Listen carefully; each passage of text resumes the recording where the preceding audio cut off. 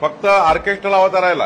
तहसीलदार त्या खुर्चीवर बसून या पद्धतीची मौज मजा करण्याकरता त्यांना वेळ आहे. या प्रकारचे आमचे प्रशासनिक अधिकारी वागत असतील तर त्यांना त्या ठिकाणी घरी पाठवलंच पाहिजे.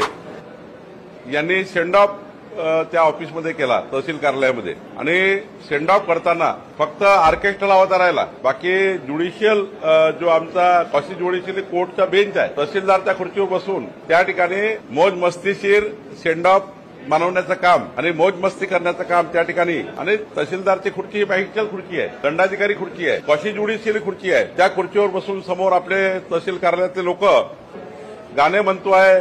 एकीकडे जनतेचे कामं पेंडिंग पडलेले आहे, हजारो केसेस पेंडिंग पडलेले आहे, त्याच्याकरता वेळ नाही आहे. पण तहसीलदारच्या खुर्चीवर बसून या पद्धतीची मौज मजा करण्याकरता त्यांना वेळ आहे, आणि म्हणून त्यांना सस्पेंड केलेलं आहे, निलंबित केलं आहे. आणि या प्रकारच्या बाबी महसूल खातं खपवून घेणार नाही. या प्रकारचे आमचे प्रशासनिक अधिकारी वागत असतील तर त्यांना त्या ठिकाणी घरी पाठवलंच पाहिजे. ही कारवाई मी आणि एससीएस आमचे विकास खारगे यांनी संभाजीनगर विभागीय आयुक्तांकडे केलेली आहे. गाणं म्हणणाऱ्याला सस्पेंड, निलंबित, तर या लात मारणाऱ्या डीवायएसपीला काय कराल? मग 15 ऑगस्टच्या दिवशी जालन्यामध्ये जी घटना घडली, त्या नागरिकाला लात मारण्यात आली. डीवायएसपीनं त्याच्यावर लात मारून अन्याय केला. मग तो डीवायएसपी मोकार काय फिरतो? त्याच्यावर कोणती कारवाई झाली? माननीय गृहमंत्री देवेंद्र फडणवीस यांनी त्यांच्यावर आजपर्यंत कोणती कारवाई केली का? हा सोशल मीडियावर बी आला, न्यूजवर पण आला, मग आजपर्यंत त्याच्यावर कोणतीही दखल घेण्यात आली नाही.